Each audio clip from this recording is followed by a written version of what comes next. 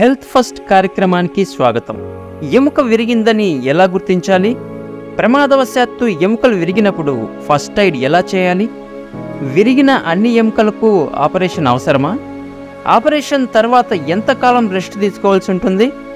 Bone dislocation అంటే ఏమిటి? Operation తర్వాత కూడా బోన్స్ అతకకపోతే ఏం చేయాలి? ఇలాంటి మరెన్నో విషయాలను కావ్య హాస్పిటల్స్ గుంటూరు డాక్టర్ కార్తిక్ గారిని అడిగి తెలుసుకుందాం. ఆరోగ్యమస్తు హెల్త్ ఫస్ట్ ప్రేక్షకులకు నమస్కారం. ఈరోజు ఆరోగ్య కార్యక్రమంలో భాగంగా గంగా ఆసుపత్రి కోయంబత్తూరులో వందలాది శస్త్రచికిత్సలు నిర్వహించిన అనుభవజ్ఞులు డాక్టర్ కోట కార్తిక్ గారు, ఎంఎస్ఆర్తో ఎఫ్ఎన్బి ట్రామా గారు మన ప్రశ్నలకు సమాధానాలు ఇస్తారు. నమస్కారం కార్తిక్. నమస్తే. ఈరోజు అంశం ఎముకల విరుగుదల చికిత్స అంటే బోన్ ఫ్రాక్చర్ గురించి డాక్టర్ కార్తిక్ గారు మన ప్రశ్నలకు సమాధానాలు చెప్తారు. డాక్టర్ గారు, ఏ వయసు వారికి ఎక్కువగా ఎముకలు విరుగుతాయి? ముందుగా ఏ వయసులో ఎముకలు ఎక్కువ విరుగుతాయి అంటే జనరల్ గా మనకి 50 సంవత్సరాలు దాటిన వాళ్ళకి జనరల్ గా ఎముకలు విరిగే రిస్క్ చాలా ఎక్కువ ఉంటుందండి. ఎందుకంటే మనందరికీ తెలిసినట్టు ఎముకలో వాళ్ళకి శక్తి తక్కువైపోతుంది. శక్తి తక్కువ అవడం వల్ల ఈవెన్ కొంచెం మనకి వాళ్ళకి పెద్ద వయసు వాళ్ళు కాలు స్లిప్ అయినా కూడా జస్ట్ కాలు అడుగు తప్పుగా పట్టడం వల్ల కూడా వాళ్ళకి ఎముకలు విరుగుతూ ఉంటాయి. అంతేకాకుండా పెద్ద వయసు వాళ్ళలో ఎముకలు విరుగుతాయి, అది కామన్, అందరికీ తెలిసిన విషయమే. కాకపోతే మన ఇండియాలో మోస్ట్ కామన్ గా మనకి రోడ్ ట్రాఫిక్ యాక్సిడెంట్స్ చాలా ఎక్కువ అవుతుంటాయి. అంటే యాక్సిడెంట్స్, వెహికల్ యాక్సిడెంట్స్, రోడ్ ప్రమాదాలు. వాటి వల్ల కూడా ఈ చాలా మంది యంగ్స్టర్స్ అంటే చాలా మంది యువతకు కూడా చాలా మందికి ఈ హై వెలాసిటీ ఇంజరీస్ కాబట్టి బైక్ యాక్సిడెంట్స్, కార్ యాక్సిడెంట్స్, వీటి వల్ల చాలా మందికి ఎముకలు విరిగే ఛాన్స్ మన ఇండియాలో చాలా ఎక్కువగా కనబడుతుందండి. హై వెలాసిటీ ఇంజరీస్ ఉండి యంగ్స్టర్స్ అంటే 20 to 30 years వాళ్ళకి చాలా మందికి ఎముకలు విరుగుతూ ఉంటాయి. అలాగే 50 సంవత్సరాలు దాటిన వాళ్ళకి కూడా ఎక్కువగా ఎముకలు విరుగుతూ ఉంటాయి. మోనోపాజ్ దశలో స్త్రీలకు ఎముకలు ఎందుకు విరుగుతాయి? మంచి ప్రశ్న అది. మెనోపాజ్ అంటే ఏంటంటే ఆడవాళ్ళకి పీరియడ్ టైమ్స్ అయిపోయిన వాళ్ళని మనం మెనోపాజ్ దశ అంటాము. ఋతుక్రమం అయిపోయిన వాళ్ళకి మనం మెనోపాజ్ అంటాము. ఈ మెనోపాజ్ వచ్చిన స్త్రీలకి ముఖ్యంగా వాళ్ళకి ఎముకలు ఇరిగే టెండెన్సీ చాలా ఎక్కువగా ఉంటుంది. ఎందుకు అంటే ఈ ఋతుక్రమంలో ఉన్న స్త్రీలకు ఈస్ట్రోజన్ లెవెల్స్ అని ఉంటాయి. ఈస్ట్రోజన్ లెవెల్స్ కరెక్ట్ గా ఉంటాయి కాబట్టి అవి ఎముకలు ఇరగకుండా ఎముకల శక్తిని పెంచడానికి అది సహకరిస్తూ ఉంటుంది. కాకపోతే ఎవరికైతే మెనోపాజ్ దశకు వచ్చారో ఈ ఈస్ట్రోజన్ లెవెల్స్ ఫ్లక్చుయేట్ అయ్యి తగ్గడం వల్ల వాళ్ళకి ఈ ఎముకలో ఉన్న శక్తి తగ్గిపోతూ ఉంటుంది అనమాట.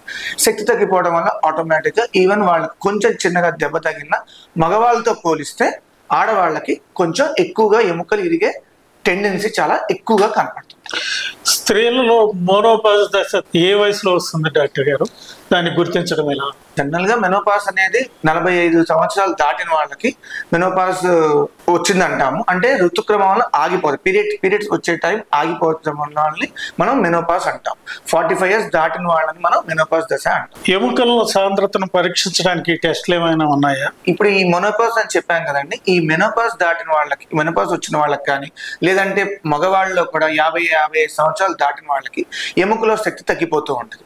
ఆ ఎముకలో శక్తి తగ్గిందా లేదా అని మనకి కొన్ని టెస్టులు మనకు ఉంటాయండి. వాటి పేరు ఆ ఎముకల సాంద్రత అంటే ఎముక స్ట్రెంగ్త్, బోన్ డెన్సిటీ ఎంత ఉందో కనుక్కోవడానికి బోన్ మినరల్ డెన్సిటీ టెస్ట్ అంటారండి. అది ఒకటి. తర్వాత డెక్సా స్కాన్. ఈ 2 టెస్టుల వల్ల ఆ ఎముకలో ఉన్న శక్తిని మనం తెలుసుకోవచ్చు. ఎవరికైతే ఎముకలో ఉన్న శక్తి తగ్గింది, ఇది మొదటి దశలోనే మనం తెలుసుకోవచ్చు. డెక్సా స్కాన్ వల్ల మనకి మొదటి దశలోనే ఎముక యొక్క శక్తి ఎలా ఉంది, సాంద్రత తెలుసుకొని ఆ ఎముక విరగకుండా మనం ఈ టెస్ట్ వల్ల మనం ముందుగానే కనుక్కొని మనం దాని తగ్గ మందులు కనుక వాడితే చాలా వరకు ఎముకలు విరగకుండా మనం తగ్గించుకోవచ్చు. ఎముక విరిగిందని ఎలా గుర్తించాలి డాక్టర్ గారు? ఈ ఇరిగిందని ఎప్పుడు తెలుసుకోవచ్చు అంటే ముందుగా ఎవరైనా కింద పడినప్పుడు కానీ ఏదైనా దెబ్బ తగిలినప్పుడు కానీ వాళ్ళకి ఫస్ట్ గా మనకి ఎముక నొప్పి, పెయిన్ ఉంటుందండి. అదే పెయిన్ వస్తుంది. తర్వాత ఆ తగిలిన చోట వాపు అంటే స్వెల్లింగ్ వస్తుంది. దాంతో పాటుగా కాలు కనుక ఇరిగితే వాళ్ళు ఒక అడుగు కూడా వేయడానికి చాలా ఇబ్బంది పడతారు. చెయ్యి విరిగితే ఆ చెయ్యి కానీ మనం కదిలించడానికి చాలా ఇబ్బంది పడతారు. సో ఎముకలు పడిన చోట నొప్పి, వాపు, నడవడానికి కానీ కదల్చడానికి కానీ చాలా ఇబ్బందిగా పడితే గనక ఎముక విరిగింది అని మనం గ్యారంటీగా మనం 99% మనం విరిగిందని మనం అనుకోవాలి. కాబట్టి ఆ ఇరిగిందని డౌట్ కనుక వస్తే వెంటనే దగ్గరలో ఉన్న డాక్టర్ గారి దగ్గరికి వెళ్ళి, ఎముకల డాక్టర్ గారికి వెళ్ళి తగిన టెస్టులు చేయించుకొని అది నిర్ధారించుకొని తగిన ట్రీట్మెంట్ తీసుకుంటే మంచిదండి. ఎముక విరిగిందని తెలియగానే ఫస్ట్ ఎయిడ్ ఏం చేయాలి? ఇప్పుడు నేను చెప్పినట్టు ఎముక విరిగిందని తెలియడం అంటే ఇవి ఎలా, నేను చెప్పినట్టు ఎమ్మటే విరిగిందని డౌట్ ఉన్నా కూడా వెంటనే దగ్గర ఉన్న ఆర్థోపెడిక్ డాక్టర్ దగ్గరికి వెళ్ళి చూపించుకుంటే వాళ్ళు ఎమ్మటే ఎగ్జామిన్ చేసి first initial basic investigation xray అంటామండి. ఆ ఎక్స్రేలో తీస్తే మనకి ఎముక ఇరిగిందా లేదా అని వెంటనే మనం నిర్ధారించుకోవచ్చు. ఫర్ ఎగ్జాంపుల్ ఇది మన తుంటి ఎముక జాయింట్ అండి. ఇది ఏమో ఎడం వైపుది, ఇదేమో కుడి వైపుది. ఈ కుడివైపు మనం సర్కిల్ చుట్టాను చూడండి. ఇక్కడ ఈ తుంటి ఎముక విరిగిందని మనం ఇక్కడ క్లియర్గా మనం ఒక ఎక్స్రేలో మనం నిర్ధారించుకోవచ్చు అండి. ఇది నార్మల్ ఎక్స్రే. ఇది ఎడం వైపు తుంటి భాగం, ఇది కుడివైపు తుంటి భాగం. ఎడం వైపు తుంటి భాగంలో అంతా ఎక్కడ ఇరిగినట్టేమీ కనపడట్ల. ఇరిగిందని ఎట్లా తెలుసుకోవచ్చు అంటే ఇక్కడ ఈ బంతికి ఈ ఎముక తొడభాగానికి ఉన్న ఎముకకి మధ్యలో గ్యాప్ వస్తే ఇది తుంటి ఎముక ఇరిగిందని మనం చెప్పుకోవచ్చు. సో కేవలం మనం ఒక ఎక్స్రే తీసినా కూడా మనం ఎముక ఇరిగిందా లేదా మనం తెలుసుకోవచ్చు. ఇరిగిందని తెలుసుకున్నాక ఫస్ట్ ఎయిడ్ గా ఏం చేయాలంటే ఆ ఇరిగిన పార్ట్ని అంటే ఎముక చెయ్యి కానీ కాలు కానీ కదల్చకుండా అట్లానే పెట్టి దాని తగ్గట్టు పిఓపి అంటారు, ప్లాస్టర్ ఆఫ్ ప్యారిస్ అంటే ఇమ్మొబిలైజేషన్ ఆఫ్ ద లింబ్. కాలు కదల్చకుండా ఉంచి దానికి తగ్గట్టు మెడిసిన్స్ కన్నా ముందు చేస్తే ముందు నొప్పి తగ్గించవచ్చు. డాక్టర్ కార్తిక్ గారు, విరిగిన అన్ని ఎముకలకి ఆపరేషన్ అవసరం అంటారా? ఇది కూడా మంచి ప్రశ్న అండి. విరిగిన అన్ని ఎముకలకి ఆపరేషన్ అవసరమా అంటే 99% విరిగిన ఎముకల అన్నిటికీ ఆపరేషన్ అవసరమనే చెప్తామండి. 1% ఎందుకు పక్కన పెట్టామంటే కొన్ని ఎముకలు, ఫర్ ఎగ్జాంపుల్ ఇది కాలర్ బోన్ అంటామండి. కాలర్ బోన్ అంటే క్లావికిల్ బోన్ అంటారు. ఈ ఒక్క ఎముక అలా 1-2 ఎముకలకి ఇరిగిని మనం ఆపరేషన్ చేయాల్సిన అవసరం లేదు తప్పితే మిగతా ఏ ఎముక ఇరిగినా మొదటగా మనం ఆర్థోపెడిక్ డాక్టర్ దగ్గరికి వెళ్ళి తగిన ఎక్స్రే తీయించుకొని అది విరిగిందని లేదా తెలుసుకొని, విరిగింది అంటే ఆ డాక్టర్ గారిని సంప్రదించి ఆపరేషన్ చేయించుకోవడమే 99% మనం ఆపరేషన్ చేయించుకోవాల్సిందిగా మనం గుర్తుంచుకోవాలండి. అంతేగాని చాలా మంది ఎముక ఇరిగిందనగానే చాలా మంది, నాకు తెలిసిన మన దగ్గర పేషెంట్స్ కూడా వస్తుంటారు, ఐసాపాలెం వెళ్ళాము, అక్కడికి వెళ్ళాము, ఇక్కడికి వెళ్ళాము, కట్టించుకోవడానికి వెళ్ళామంటారు. నాటు వైద్యం అంట. అది చాలా చాలా చాలా చాలా తప్పండి. నాటు వైద్యం చేసుకుంటే 100%లో 99% ఎముక అతుక్కోదు, చాలా ప్రాబ్లమ్స్ వస్తాయి. నడవడానికి కానీ ఆ పార్ట్ వాడటానికి కానీ చాలా ఇబ్బంది పడతారు. మెయిన్గా చెప్తుంది ఏంటంటే ఎవరైనా ఎముక విరిగింది అనుకుంటే దగ్గరలో ఉన్న ఆర్థోపెడిక్ డాక్టర్ని సంప్రదించి ఆయన చేసుకోవచ్చా, ఎముక ఇరిగిందానికి ఆపరేషన్ అంటే తప్పనిసరిగా ఆపరేషన్ చేయించుకోవడం మంచిది. ఆపరేషన్ తర్వాత ఎన్నాళ్ళు రెస్ట్ తీసుకోవాల్సి ఉంటుంది డాక్టర్ గారు? విరిగిన ఆపరేషన్ ఫస్ట్ ఆఫ్ ఆల్ ఇట్లా ఎముక విరిగిందని తెలుసుకున్నాక మనం ఆపరేషన్ చేసుకోవాల్సి వస్తుంది. అది వెంటనే చేసుకోవడం మంచిది. ఆ ఆపరేషన్ చేయించుకున్న తర్వాత ఫస్ట్ 1 month ఫర్ ఎగ్జాంపుల్ ఇది ఈ తుంటి ఎముక ఇరిగింది అనుకోండి. ఎందుకంటే చాలా చాలా కామన్, 60 సంవత్సరాలు దాటిన వాళ్ళకి తుంటి ఎముక ఇరగడం చాలా కామన్. వీడికి కనుక ఒక ఆపరేషన్ కనుక చేస్తే ఆపరేషన్ చేసినాక 1 month అంటే ఫస్ట్ 4 weeks ఈ కాలు మీద ఎక్కువ బరువు వేయకుండా వాకర్తో నడుస్తూ ఉండాలి. ఆ తర్వాత క్రమేపీ xray repeated every month follow up xrays చూసుకుంటూ ఆ ఎముక అతకడాన్ని మనం గమనించి దాని ద్వారా మనం ఎముక కొంచెం వెయిట్ వేస్తూ నడుస్తూ ఉంటే సరిపోతుందండి. అయితే మొదటి 6 నెలలు 4 నుంచి 6 నెలల దాకా మనం రెస్ట్ తీసుకోమనే చెప్తాం. రెస్ట్ అంటే కంప్లీట్ బెడ్ రెస్ట్ అవసరం లేదు, నడవచ్చు, కూర్చోవచ్చు, అన్ని చేయొచ్చు. కానీ వెహికల్స్ అంటే బండి తోలటాలు కానీ పరిగెత్తడాలు కానీ ఇవన్నీ 6 నెలల నుంచి 8 నెలల వరకు మనం రెస్ట్ తీసుకోవడం మంచిదండి. మామూలుగా 1 month తర్వాత మిగతా వారిలాగా మనం నడవచ్చు అని చేయొచ్చు. కానీ స్పోర్ట్స్ యాక్టివిటీస్ కానీ బండి తోలటాలు కానీ ఇవన్నీ మటుకు 6 నుంచి 8 నెలలు మనం రెస్ట్ తీసుకోవడం మంచిది. వాహనాలు నడపడం మటుకు 6 నుంచి 8 నెలలు మనం రెస్ట్ తీసుకోవడం మంచిది. డాక్టర్ గారు, బోన్ డిస్లొకేషన్ అంటారు, దాని గురించి కొంచెం వివరిస్తారా? బోన్ డిస్లొకేషన్స్ అని కొంతమందికి అవుతుంటాయండి. అంటే ఇవి మనం ఇప్పుడుదా చెప్పింది మనం బోన్ ఫ్రాక్చర్స్ గురించి చెప్పాము. ఇప్పుడు మీరు అడిగినట్టు బోన్ డిస్లొకేషన్ అంటే ఏంటంటే ఫర్ ఎగ్జాంపుల్ ఈ తుంటి ఎముక అండి, కొంతమందికి ఏమవుతుందంటే ఎముక విరగకుండా ఈ తుంటి ఎముక, ఫర్ ఎగ్జాంపుల్ గా చెప్తున్నాను, ఈ తుంటి ఎముక తొలగిపోద్ది, అంటే ఎముక డిస్లొకేట్ అవుతుంది, బంతి. దాన్ని మనం బోన్ డిస్లొకేషన్ అంటాం. అలాగే కామన్ గా మనకి చాలా మందికి జరిగేది ఏంటంటే షోల్డర్ డిస్లొకేషన్స్, అంటే ఈ భుజం యొక్క జాయింట్ డిస్లొకేట్ అవుతూ ఉంటుంది.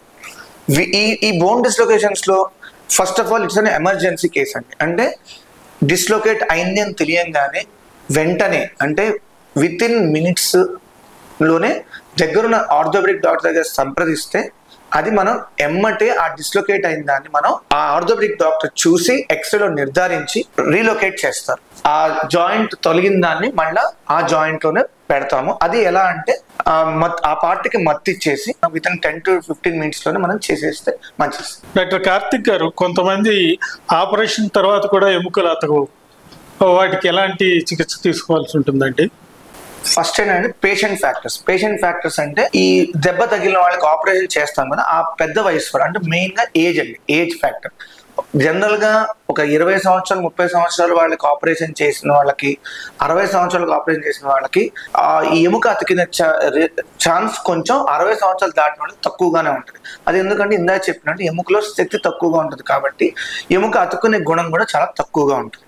దాంతో పాటుగా రోగనిరోధక శక్తి, అంటే ఇమ్యూనిటీ లెవెల్స్ తగ్గినా కూడా ఈ ఎముకలు అతుక్కునే శక్తి తక్కువగా ఉంటుంది. దాంతో పాటు ఇంజురీ ఫ్యాక్టర్స్, అంటే ఇందాక చెప్పినట్టు ఎముక ఇరుగుతాయి. ఎముకలు ఇరిగినప్పుడు కొంతమందికి బాగా హై వెలాసిటీస్ వల్ల ఆ ఎముక ముక్కలుగా ఇరిగిపోతుంది. వారికి కూడా ఎముకలు అతుక్కునే టెండెన్సీ కొంచెం తక్కువగా ఉంటుంది. ఈ పెద్ద వయసు వాళ్ళకి కానీ, ఇమ్యూనిటీ తగ్గిన వాళ్ళకి కానీ, ఈ ఎముక శక్తి తక్కువగా ఉన్న వాళ్ళకి కానీ, లేదంటే ఈ హై వెలాసిటీ ఇంజురీస్ అంటే ఎముకలు ముక్కలు అయిన వాళ్ళకి కానీ, ఈ ఎంతమంది ఆపరేషన్ చేసినా కూడా అతుక్కునే శక్తి కొంచెం అనేది తక్కువగా ఉంటుంది. అతకని ఎముకలకు ఎలాంటి చికిత్స అందించాలి? సో ఇప్పుడు చెప్పినట్టు ఎముకలు అతక్కకపోతే నెక్స్ట్ ఏం treatment? First of all operation చేసిన అతకనప్పుడు మనం మళ్ళీ ఒక ఎక్స్రే తీసి ఎందువల్ల అతకలేదో చూసుకొని మనం ఆ ఎముక అతకడానికి మినిమం ఒక 6 months to 8 months మనం టైం ఇవ్వచ్చు. ఈ 6 to 8 months లో రిపీటెడ్ గా మనం ఎక్స్రే ఫాలోఅప్స్ చేసుకుంటూ ఎముక ఎట్లా అతుకుతుందా లేదా అని మనం గమనిస్తూ ఉండి ఫస్ట్ 3 months లో గనక ఏమాత్రం కొంచెం ఎముక అతుకుతున్నా కూడా మనం వెయిట్ అండ్ వాచ్, అంటే మనం ఇంకొక 3 నెలలు ఆగచ్చండి. లేదు ఈ ఫస్ట్ 3 months లో ఆపరేషన్ చేసిన ఫస్ట్ 3 months లో కూడా కొంచెం కూడా ఎముక అతకకుండా ఉంటే గనక మనం ఆ టైంలోనే మనం నెక్స్ట్ ఆపరేషన్ చేయడానికి మనం రెడీ అవ్వాలి. ఆ ఆపరేషన్ అనేది ఫస్ట్ 3 months లో మనకు గమనిస్తే గనక కొన్ని ఇంజెక్షన్స్ ఉంటాయి. ఫర్ ఎగ్జాంపుల్ టెరిఫ్రాక్ ఇంజెక్షన్స్ అంటారు. అవి వాడినా కూడా కొంతమందికి ఫస్ట్ 3 months లో గనక ఇస్తే అతికే ఛాన్సెస్ చాలా ఎక్కువగా ఉంటాయి. తర్వాత ఇంకొంతమందికి బోన్ గ్రాఫ్ట్ అంటే మన ఇలియా క్రస్ట్ బోన్ గ్రాఫ్ట్ అంటే మన ఈ ఎముక అతకని వాళ్ళకి ఈ ఎముక పెట్టడం వల్ల ఆ ఎముకను అతికే శక్తి అది పెంచుతూ ఉంటుంది. ఇది ఈ రెండు కేవలం ఫస్ట్ 3 months వరకే మనం ఇవ్వచ్చండి. కానీ 6 నెలలు దాటినా కూడా ఈ ఎముక కనుక అతక్కపోతుంటే డెఫినెట్ గా మనం రెండో ఆపరేషన్ కోసం మనం రెడీ చేసుకోవాలి సార్. ఈ ఆపరేషన్ కూడా ఎట్లా అంటే ఆ ఎముక అందులో మనం టెస్ట్ చేసుకోవాలి. ఫస్ట్ ఇన్ఫెక్షన్ ఉందా లేదా, ఇన్ఫెక్షన్ ఉంటే దాని ప్రోటోకాల్ వేరేగా ఉంటుంది, ఇన్ఫెక్షన్ లేకపోతే దాని ప్రోటోకాల్ వేరేగా ఉంటుంది. కొంతమంది ఆపరేషన్ తర్వాత ఇన్ఫెక్షన్లు అవి వస్తుంటాయి, వాటిని నివారించడం ఎలా, సకాలంలో గుర్తించి ఎలాంటి చికిత్సలు తీసుకోవాల్సి ఉంటుంది? ఎముక అతకలేదు అంటే కారణం మనకి ఇన్ఫెక్షన్ మొదటి కారణంగా కూడా చెప్పచ్చండి. ఈ ఇన్ఫెక్షన్ ఎవరికి వస్తుంటే ఇందా నేను చెప్పినట్టు పెద్ద వయసు వాళ్ళకి కామన్ గా వస్తుంటది. ఎందుకంటే చెప్పినట్టు రోగనిరోధక శక్తి చాలా తక్కువ ఉంటుంది, అంటే ఇమ్యూనిటీ చాలా తక్కువగా ఉంటుంది వాళ్ళకి. డయాబెటీస్, షుగర్ ఉన్న వాళ్ళకి కూడా చాలా కామన్ గా ఈ ఇన్ఫెక్షన్స్ వస్తుంటాయి. దాంతో పాటుగా ఈ ఆపరేషన్ తర్వాత ఫస్ట్ 10 రోజులు మనం ఈ కుట్లు మానేదాకా చాలా జాగ్రత్తగా అది తడవకుండా జాగ్రత్తగా ఉంటే గనక ఆ ఇన్ఫెక్షన్ వచ్చే ఛాన్స్ చాలా తక్కువగా ఉంటుంది. కానీ కొంతమంది ఈ ఆపరేషన్ అయిపోయిన తర్వాత ఈ సరైన జాగ్రత్తలు తీసుకోకపోయినా కూడా ఈ ఇన్ఫెక్షన్ వచ్చే రిస్క్ ఉంటుంది. సో ఇన్ఫెక్షన్ రాకుండా అంటే ఏంటంటే నేను చెప్పినట్టు ఈ ఫాలో అవుతూ సరైన మందులు యాంటీబయాటిక్స్ సరిగ్గా వాడుతూ ఉన్నా కూడా ఇన్ఫెక్షన్ రాకుండా చూసుకోవచ్చు. లేదు ఇన్ఫెక్షన్ వచ్చింది అంటే కనుక మొదటిగా మనం లో గ్రేడ్ ఇన్ఫెక్షన్ అయితే మనం మందులతో తగ్గించవచ్చు.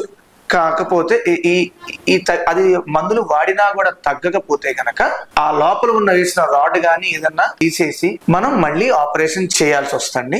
ఈ ఆపరేషన్ కూడా ఒకవేళ ఆ ఇన్ఫెక్షన్ బాగా ఎక్కువగా ఉంటే మళ్ళీ మనం ఆపరేషన్ ఆ లోపల రాడ్ వేయకుండా ఉన్న అడ్వాన్స్మెంట్స్ లో మనకి కొత్త బయట నుంచి లైక్ ఇలిజిడో ఫిక్సేషన్ అంటారు, లేకపోతే ఎల్ఆర్ఎస్, ఇవన్నీ ఆ పేషెంట్ ని చూసి తన కండిషన్ బట్టి తన ఇన్ఫెక్షన్ ఏ లెవెల్లో ఉంది, తక్కువ ఉందా ఎక్కువ ఉందా అసలు లేదా చూసుకొని మనం రకరకాల ఈ అడ్వాన్స్మెంట్స్ లో ఎల్ఆర్ఎస్ ఆపరేషన్లు ఉంటారు, తర్వాత ఇలిజిడో రింగ్ ఫిక్సేషన్స్, తర్వాత అగ్మెంటేషన్, ప్లేటింగ్, బోన్ గ్రాఫ్టింగ్, ఇవన్నీ మనం పేషెంట్ చూసి అతని ఇన్ఫెక్టివ్ స్టేటస్ బట్టి ఫైనాన్షియల్ స్టేటస్ బట్టి కూడా మనం ఆపరేషన్ మనం డిసైడ్ చేసుకోవచ్చు.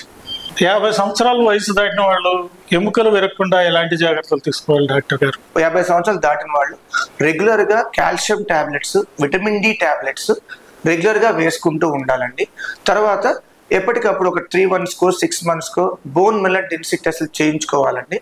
ఈ బోన్ మిల్లర్ డెన్సిటీ టెస్ట్ వల్ల మనకి స్టార్టింగ్ స్టేజ్ లో మనకి ఎముకల శక్తి ఎలా ఉందో మనం తెలుసుకోవచ్చు.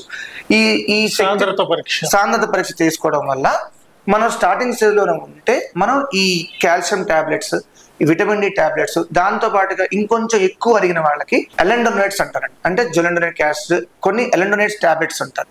వీటి వల్ల కూడా ఎముకల యొక్క శక్తిని పెంచడం వల్ల కూడా ఎముకలు ఇరగకుండా చూసుకోవచ్చు.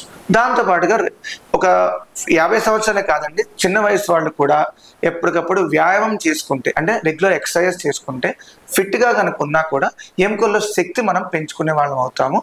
తర్వాత చిన్న పిల్లల్లో కూడా ఎముకలు విరగకుండా ఉండటానికి, లేదా పెద్దవాళ్ళు ఎముకలు విరగకుండా ఉండటానికి కూడా ఉదయం పూట ఒక 15 నుంచి 20 నిమిషాలు ఎండలో నుంచున్నా కూడా, లైక్ 8 నుంచి 9 నుంచి ఎండని 6, 7 ఆ టైంలో కూడా మనకు 20 నిమిషాలు కనుక ఎండ నుంచి ఉన్నా కూడా మనకి చాలా వరకు విటమిన్ డి వస్తూ ఉంటుంది. ఈ విటమిన్ డి ఎక్కువ అవడం వల్ల కూడా ఎముకల విరగకుండా మనం చూసుకోవచ్చు. D3 ఏ మోతాదులో వాడాల్సి ఉంటుంది డాక్టర్ గారు? కాల్షియం D3 కలిపి వాడవచ్చా? 6 lakh international units tablet, vitamin D3 tablet వారానికి ఒకటి వేసుకొని వరుసగా ఒక 2-3 months వేసుకుంటే మనకి ఎముకలు విరగకుండా దాన్ని శక్తిగా ఉంచడానికి మనకి ఈ విటమిన్ D3 టాబ్లెట్స్ చాలా బాగా ఉపయోగపడతాయి. 6 lakh అని మన శక్తి బట్టండి. 60,000 60K జనరల్ గా 60K ఇస్తుంటాం మనం.